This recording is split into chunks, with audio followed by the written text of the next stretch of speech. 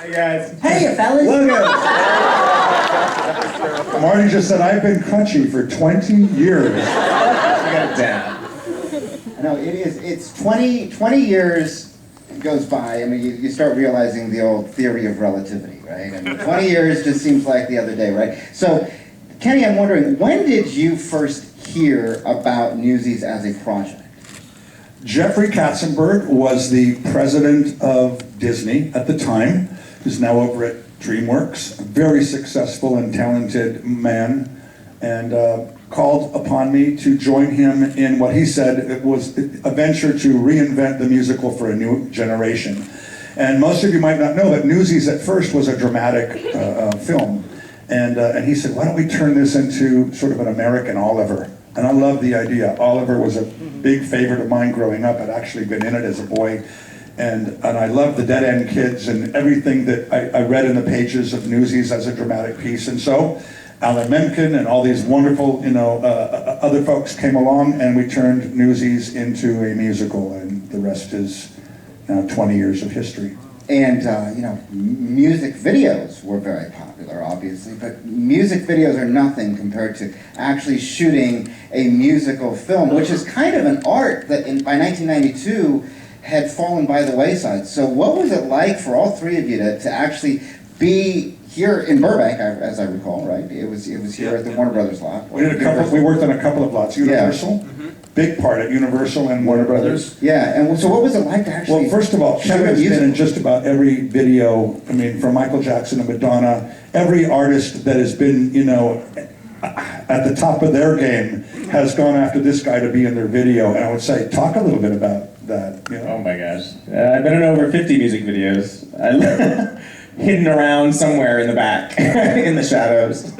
Hardly. Yeah, it's fun. It's music videos are fast and furious. This was a treat because we got to actually workshop everything and work with stunt coordinators and work with vocal coaches and actually get to dig into the characters and dig into the story and create who we were going to be. Music videos, you get a couple hours of rehearsal and then blam, blam, do the shot. And all they want to get is a hair flip and then after you're out. This, we had time to play. And I've been in 51 music videos. And at home and I've only been in 2. So it was a physical production as well. This is not a staid kind of traditional Rodgers and Hammerstein musical. This is a super physical production. So was it a hard shoot from that standpoint? I actually broke my leg. That's a joke, guys. Yeah, originally he wasn't on crutches. His name was Smitty. His name was Jumpy. What was it like to do choreography with the crutch? Well, it was hard because what would happen was we had like 2 or 3 months of just rehearsal, dancing, singing, learning how to talk, the whole deal. And so we would all learn the dance, and we'd spend, I don't know, a week or 2 learning, one dance, just hours and hours every day. And everybody would be exhausted after learning the moves. And everyone would go and sit down and take a break, and they'd be like, all right, Marty, now we got to teach you the same dance, but now with a crutch. I'm like, well, I want to go play basketball. No, we got to do it all again now, figuring out how to do it with a crutch. So it was intense, but it was awesome. I loved it. It was intense, but we invented it together. There were those things that you could imagine from reading a script, and those things that you could sort of draw out in a storyboard kind of fashion, and those ideas that you developed with your cinematographer and the writers. But the heart of Newsies came out of the invention of all of us working together. And I just kept my eyes open and my ears open, and so much of the heart of this movie really was born out of the hearts of these guys and all of the other guys that aren't with us here today. It was an extraordinary workshop, the most creative set that you could imagine being on. They were wild, they were fun, and focused when they needed to be. And I think I remember reading about, you had some famous visitors for the set, including Gene Kelly, right? What was that like? Gene Kelly was my mentor, and I had met Gene when I was doing choreography on a film called Xanadu. Come on. You know, you've all And seen Greg it at Smith Three cast all of my dancers in Xanadu as well. But I met Gene Kelly while I was doing Xanadu, and really it was the best part of the experience. I walked away having a friend for the rest of our lives, and he became my mentor, my teacher, and invited me into his home and into his life, and he shared all of his films with me, and actually one day put the viewfinder that he used to make Sing in the Rain around my neck, and took it upon himself to share with me his concepts of designing choreography for the camera. So, thank you, Gene. It is something that you notice in this film, that the music video industry changed a lot of choreography for the camera. But you went back to some of the old traditions here of showing the dancing and showing the physicality of what these guys were doing. Yeah. Yeah. I think dance and choreography music can be storytelling. It's the reason why musicals, were invented. And although I'm open to all kinds of ideas, for me, I like to use choreography as a means of progressing the story, and helping the characters move to the next sort of event in the story, enriching the plot, deepening the whole emotional value of the film. And so cutting a lot, for me, just sort of can confuse the audience in terms of what it is that you're hoping the musical number will accomplish. So I tend to have that sort of old-style MGM, backyard musical, Judy Garland, Mickey Rooney, Busby Berkeley kind of approach to musical storytelling.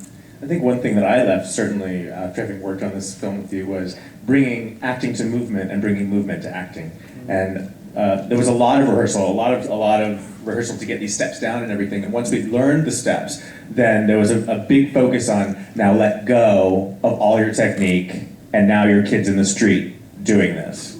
And it was a big leap, but once we did it, it felt natural and real. And actually, I've used that for the rest of my work for always. Thank you. So, help us through this, because you guys all remember being in the film and in charge of the film and directing and creating the film. So when we watch it today, tell us some of the secret things we should be looking for, the things that you put in there as a director or that you guys remember happening that we might want to look for. Let's see. Some of the things, all the time throughout my life, when I've been introduced to new people, I become friends with new people. Everybody always wants to watch Newsies with me, and so then I always end up telling the same stories. But I'm trying to think now that I'm on the spot. In the opening number, Carrying the Banner, there's a scene there's a little thing where I'm pumping water into Matthew. What was his name in the movie? Matthew Schoenfeld, and he's sitting there scrubbing up, and I just remember. The water was freezing, and he was dying, and he was like, I don't want to get in that tub. And I was like, oh, yes, you are.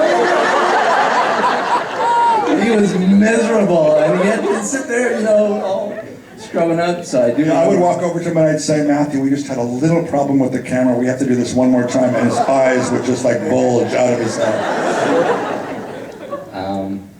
Is there anything else you guys remember that we should be on the lookout for? How about that it was 110 degrees? Who left their watch on? Arvy! Arvy's watch. Keep an eye out for Arvy's watch. The world will know when Kevin is out there doing all those amazing gymnastic dance moves. It was at 110, and they were dancing on pavement, and it was just miserably hot. So we're dealing with the elements of summer. And we shot a lot of the outdoor scenes at Universal, as you said, and so the New York street was right next to the Back to the Future courtyard. So at that time, the Super Soaker water guns were really popular, and so whenever we break after a scene, we'd all grab our Super Soaker water guns, dressed in full-on Newsie garb, run to the Back to the Future courtyard area, and just start spraying each other, fanatically with these water guns while the trams are going by with the tourists. And we're like, what is all that? And spray them, and then we'd spray each other. And a few months before we were starting principal photography, I got a telephone call at home here in the Valley that Universal backlot had burned to the ground. And that's where we were shooting Newsies. And of course you could imagine the panic. The whole back lot had burned down. All of New York was gone. And Fortunately for us, Universal acted quickly, and Steven Spielberg and I were both scheduled to do movies back there. They called us both to the table and said, okay, we're redesigning the backlot, and since you both have the first movies back there, we'll let you give us some input. And so the whole newspaper set, the Pulitzer's, the world, that was all built specifically for us, that still exists on the backlot today. So there were many of the actual locations that we shot at the Universal backlot still exist today and were built specifically for our film. Wow. Yeah. Also, I think Do the Right Thing was being shot while we were doing Newsies. Yeah, I think we were sharing a lot with a few other amazing filmmakers, Spike Lee, Steven Spielberg. It was a good experience overall for you as a director. Oh, I'll never forget it. Was it a good experience for you guys?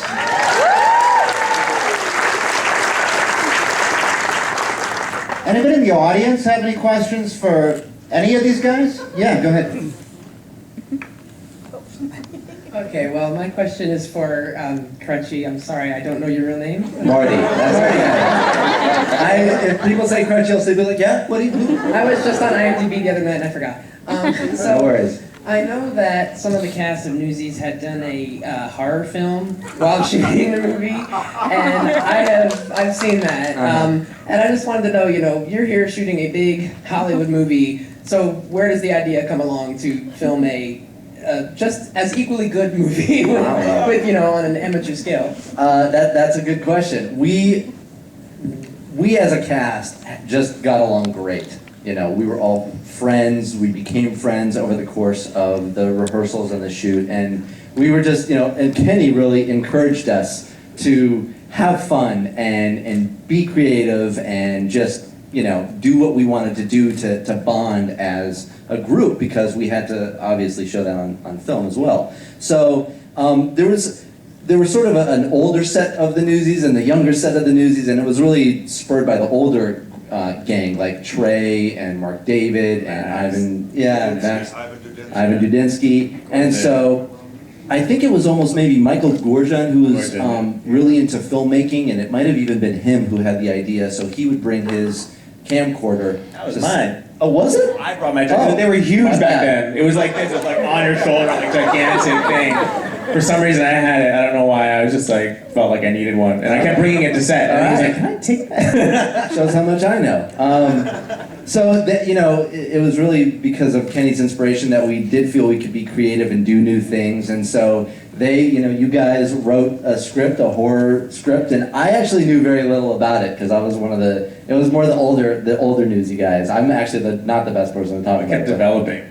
Yeah, but suddenly they'd bring us in and be like, "Can you just die?" Okay. And I was stepping over bodies for days. I'd be looking for someone, and suddenly there'd be like a dead body with blood on. I would, step over a Newsy. I think only Gorgon had the true master plan. Yeah, very possibly. Any other questions? Yeah, I want to know who else has a question? Oh, right here. What has it been like for you guys to see Newsies about to be reinvented? And I know, Kenny, you and some of the other guys got to sort of have a mini reunion at the Paper Mill for the out-of-town tryout before it goes to Broadway. What is it like to see that new version and new audience about to fall in love with this thing that obviously a lot of people already have fallen in love with? I found it sort of like watching videos from high school. It was like, oh, I remember that moment. Oh, it was so hot that day. When we did that scene. Oh, look, there's Crunchy. It was like watching your friends on stage, and I was very proud to see it translated to stage. It was beautiful to hear Santa Fe sung like that, so strong and powerfully with someone with such a beautiful voice. I was very proud of the cast, and they did such a great job with the limited stage that they had.